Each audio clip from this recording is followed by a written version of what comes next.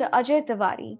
He has over 26 years of experience working across power transmission and distribution, renewable energy, and petrochemical and manufacturing sectors.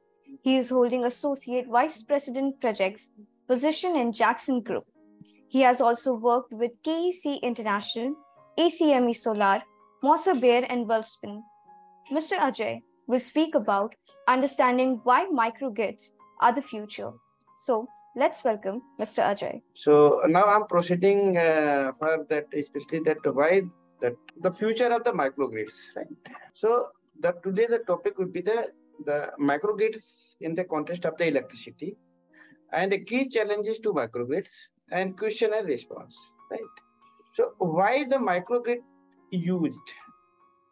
The topic because they are able to operate while the main grid is down. Because as you know that there is a grid stability issue and the outage of the powers and breakdowns, all these things. So because of that, the microgrids being used, right?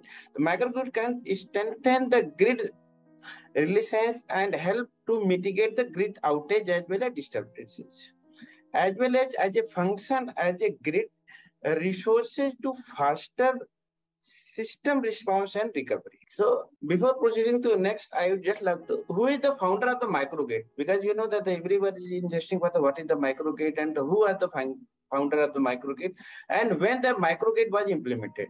So founder of the microgrid was, I think it was in 1882 and founder was Mr. Mantenberg Substation, and essentially acted as a microgrid since the centralized grid was not established at that time. So initially at that time in 1982, when the centralized grid was not established, at that time the microgrid concept was arises. So what are the components of the microgrids? So essentially, if we will talking about that microgrid, so microgrid essentially the components of that one, the generation component, and second is the distribution component, right? So incorporating of all the components and technology and more diverse customers. So microgrid is a local energy system which are incorporated with three components. First is the generation, second is the storage, and third is the demands, all within the bounded and controlled network. It may not be considered connected to the grid. It may be connected to the grid and it may not be connected to the grid. So different end of the user have a range of requirement from their energy and supply systems. So you can say the microgrid can be standalone as well as it should be connected with the utility grids.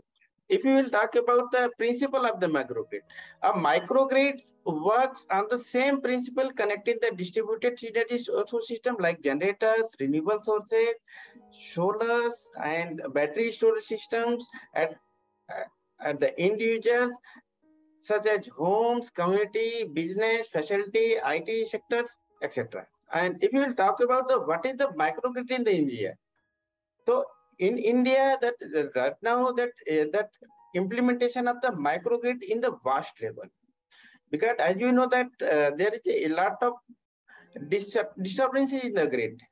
So that's why the implementation of the microgrid in the vast phase. If you will talk about what is the type of the microgrid, so there are the two types of microgrid. Then one could be the off-grid and one could be the grid connected, and each have the many steps. If you will talk about what are the main type, so it may be the AC type or it may be the DC type. If you will talk about what is the size of the microgrid, so microgrids can be in the kilowatts and up to the multiple of the megawatt. It may be up to 100 megawatt. It may be up to 100 kilowatts also. It depends on the loads and the functions. And the one more interesting thing is there, the world largest microgrid. The world largest microgrid is the 100 megawatt. That the EPR recently launched that there is a 100 megawatt solar storage platform, and that the location is in Palau. So now coming to the benefits of the microgrid.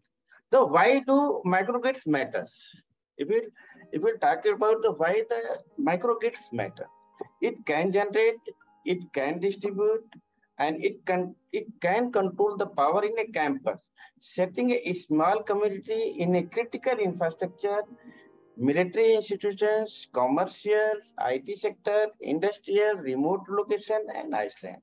Why they are reliable and flexible? Because microgrids are designed to provide uninterrupted 24 into 7 power to balance the local demand for an organization with changing power needs. The uninterrupted power in the sense that there would be the solar system, there would be that wind, that hydro, as well as the battery storage. The third part is the why they are resilient, because the microgrids are the dependent on the traditional grids. Their stability is whether it's important for the mission critical structures such as hospitals and military. Because in the hospitals and military bases, that power is the power outage, they can't manage with the power outage. That's why the microgrid is the requirement. One more thing, they are more secure. The microgrid is the distributed generated power. Power is generated locally rather than the transmitted from one centrally utility sources from, and smaller size make microgrids easier to keep safe both physically and given the right control system from cyber threat. Even they store and incorporate the renewable energy. They can save money, reduce the carbon dioxide emissions. You know that the carbon dioxide emission is a really the challenging. It's for the climate control. It's really very challenging thing. So now coming to that, why microgrids are the future for the energy unit? Because the traditional power grid provides very well. Right? So most of the time, but when the natural disasters or the security breaches threaten the grids, even the ensuring the blackout, so support some earthquake. So definitely at that time that the outage will be there.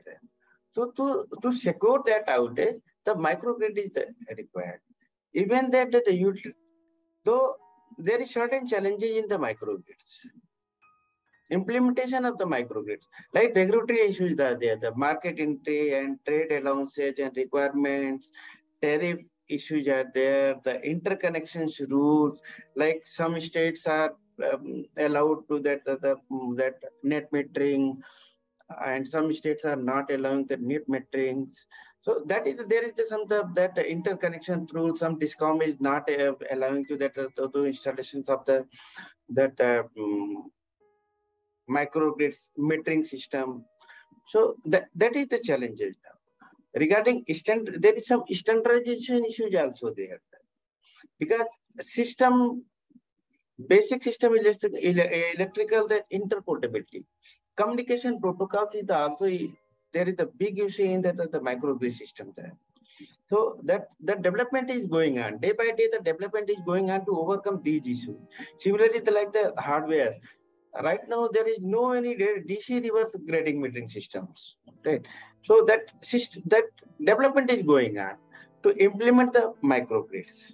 So in nutshell, I can say the microgrid can help to deploy more zero emission energy sources, make usage of waste heat, reduce energy lost, then transmission line. Because you know that when the power is coming from that through the transmitted through the transmission line, definitely there will be some energy loss.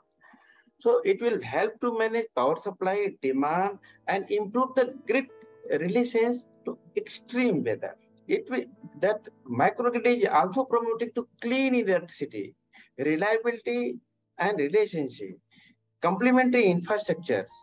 It, the most thing is it is accessible to all. Like anyone can set that microgrid. Anyone can set the microgrid.